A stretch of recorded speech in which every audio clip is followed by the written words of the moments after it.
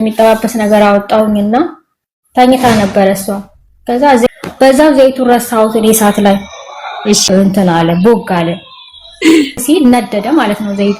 ተፈተረችኝና ልታጠፋ በጨርቅ ነው የሚጠፋው ምናምን ብላ ሞልዌ አንስታ እንደዚህ ዘይቱ መታ ስታረገው ተደፋባት። ከአረቦች ባህሪ ምን ተጣያለሽ ብትሉኝ አንዱን ስራ ሰርተን ሳንጨርስ ሌላ ስራ ነው ይሄን አድርጊው ነው ይሄን ወሰጂው ይሄን አንጪው ይሄን መልሺው የሚሉት ነገር እህታችን ላይ የደረሰው ነገር ምንድነው? ይሄን ቪዲዮ ሁላችሁም ታዳምጡታላችሁ። አረብ ሀገር ላይ ያላችሁ እህቶቼ ሁላችሁም ታውቁታላችሁ።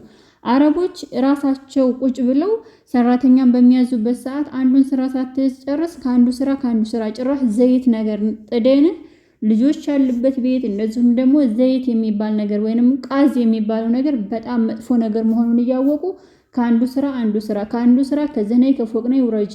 ይሄ ነው በጣም መጥፎ ባህሪያቸውና እህታችን ላይ የደረሰው ነገር ምንድነው?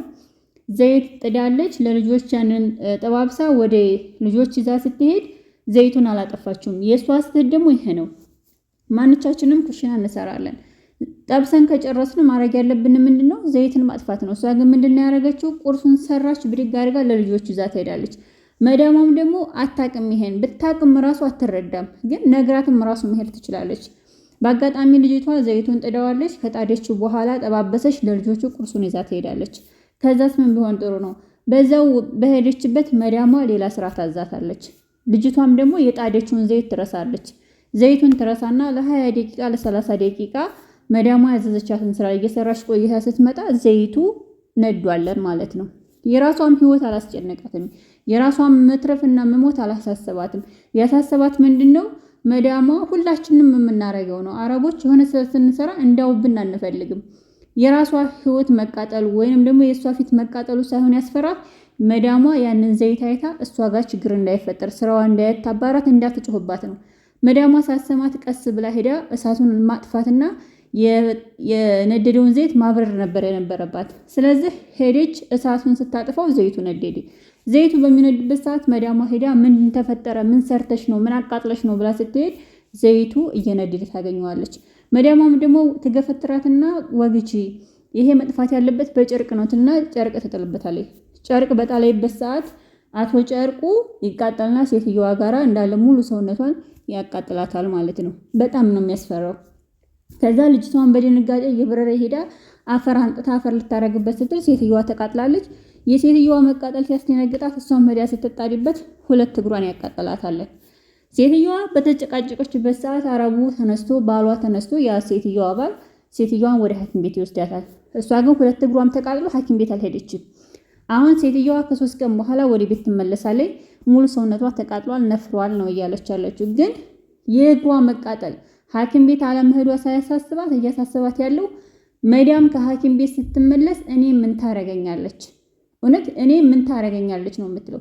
እሷ እኮ 2 እግሯ ተቃጥሎ ያያት የለም፣ ሐኪም ቤት ይወስዳት የለም። ዛሬም እያሰበች ያለችው ለመዳሟ መቃጠልና እሷ እስር ቤት ሂጄ እወርቃለሁ እያለች ነው። የሆነው ምንድነው? አንደኛ መዳሟ ከስራ ላይ ስራ ባዘዘቻት፣ ሁለተኛ ደግሞ የልጅቷ ጥፋት ጠብሳ እንዲጨረሰች እሳቱን አለማጥፋቱ ነው የልጅቷ ስህተት። እንደስተት ግን እንደንትን ደግሞ መዳሞች ከስራ ላይ ስራ እስኪ አሁን ሰራተኛ ምግብ ትበላለች፣ ሰራተኛ ስራ ላይ ናት፣ ይሄን ትጨርስ ይሄን ትሰራዋለች አይሉም። ከስራ ላይ ነው የሚያዙት። እና አሁን ልጅቷ ያለችበት ሁኔታ በጣም ያሳዝናልን። 2 እግሮቿ ተቃጥለዋልን። የ2 እግሮቿ መቃጠል አላሳሰባትም። እያሳሰባት ያለው እስር ቤት መዳም ሳትመጣ ምን ነው ወስደው ባስገቡኝና በታሰርኩ። ምክንያቱም መዳም ስትመጣ እኔን ምን ታረገኛለች ነው። ሰውየውም ቢሆን ራሱ ሚስቱን ሐኪም ቤት አንጠልጥሎ ሲወስዱ የተጎዱት ቤት ውስጥ ያሉት ሁለቱም ናቸው። ሰራተኛይቱም ሚስቱም ናት የተጎዳችው። ሚስቱን ሲወስድ ሰራተኛይቱን መውሰድ ነበረበት።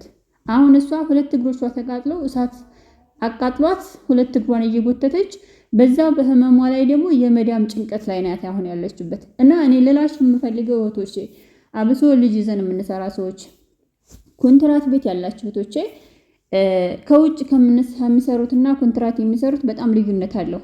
ኮንትራት የሚሰሩ ስራ ጽዳትንም፣ ምግብንም፣ ልብስንም፣ ልጅንም ነው የሚሰሩት። ውጭ የሚሰሩት ደግሞ አንድ አይነት ስራ የሚሰሩ አሉ። ስለዚህ ማድረግ ያለባችሁ ምንድነው? የምትሰሩትን ስራ አብሶ ልጅ ያለባችሁ ሰዎች ኩሽና ስትገቡ፣ ልብስ ስታጥቡ፣ የሆነ ስራ ስትይዙ ልጆችን ከእሳት ማራቅ አለባችሁ። ሁለተኛ እያሰባችሁ ወይንም ስልክ እየነካካችሁ ራሳችሁን ቢዚ አርጋችሁ የጣዳችሁትን ነገር እረስታችሁ ስትሄዱ እሳት በጣም መጥፎ ነው። ቃዝ በጣም መጥፎ ነው። ሁልጊዜም ቼክ ማድረግ ያለብን ምንድነው? ቃዝን፣ እሳትን ራሳችንን መጠበቅ ያለብን፣ በጣም ጥንቃቄ ማድረግ ያለብን። ራሳችንን ከተጎዳን ሰዎች ከተጎዱ በኋላ ወይኔ ብንለው ስደት ላይ ነን። እንኳን ስደት ላይ ቀርቶ ኢቭን አገራችን ላይ ራሱ ብንሆን ማንም ሰው ረስታው ነው የሚላችሁ የለም። ማንም ሰው የአላህ ቀደር ነው ብሎ የሚላችሁ ሰው የለም። አረቦች ደግሞ አይፈጠርባችሁ፣ አትሳሳቱ። መሪያም ቤት አንዴ ከተሳሳታችሁ፣ አንድ ጊዜ ችግር ከተፈጠረባችሁ እርሜ ልካችሁን ስተተኞች ናችሁ። የእነሱ ስተት እኛ ስተተኞች ነን። ሰራተኞቻችንን እርፍስ አንሰጣቸው፣ የፈለግነውን ስሩ እያልን እያስጨነቅናቸው አይሏችሁም። የሚሏችሁ ምንድነው? በቃ ሰራተኛዬ ትረሳለች፣ ታቃጥላለች። ሁልጊዜ የሚያስብ ነው የሚሰጣቸው። ዛሬ ልጅቷ ያለችበት ሁኔታ የእሷን ስሜት መረዳት የሚያቅተው ሰው የለም። አረቦች አይደለም ቀርቶ ሰውነታቸው ተቃጥሎ የአባያ ሻርብ ራሱ በቀላሉ ተቃጠለ ማለት ከነሱ ቤት በጣም ችግር ነው። አንድ ልብስ ተቃጥሎብን ራሱ ሄደን ማማ ልብስሽ ተቃጠለ ለማለት ለማስረዳት በጣም ከባድ ነው። ልብስ ላይ ክሎሮክስ ፈሰሰበት፣ ሄደን መዳም ልብስሽ ላይ ክሎሮክስ ፈሰሰበት ለማለት በጣም ከባድ ነው። እና እኔ ልላችሁ የምፈልገው እህቶቼ ማንኛውም ሰው አይድረስበት፣ ማንኛውም ሰው አይፈተን፣ ማንኛውም ሰው አረብ ሀገር ላይ ሲሰራ ጭንቀት አይፍጠርበት። ከተፈጠረ ግን ልንገራችሁ ከባድ ነው። ልጅቷ ዛሬ ህይወት ከማጥፋት ህይወት እንዳጠፋች ያህል በቃ የሴትዮዋ መቅሶል፣ ሴትዮዋ ሙሉ ሰውነቷ መንፈሩ እሷን አስጨንቆ ዛሬ ሶሻል ሚዲያ ላይ ወጣ ለህይወቷ ሰክታ መስጋት ብቻ ሳይሆን ያኒ የሚደርስባትን ነገር አምና እሺ ይድረስብኝ ችግር የለውም መድረሱን ተረድቻለሁ አምኛለሁ ጥፋተኛ ነኝ ግን ሴትዮዋ ሳትመጣ በተወሰነብኝና እስር ቤት በገባሁ እያለች ነው። እውነት አይድረስባችሁ፣ አትፈተኑ እህቶቼ። በየትኛውም ቦታ ላይ ስትሰሩ ስትንቀሳቀሱ ጥንቃቄ ማድረግ አለባችሁ። ከሁሉም ደግሞ በጣም መጥፎ በሽታ ምንድነው? በራሴም ላይ ስላለ መርሳት።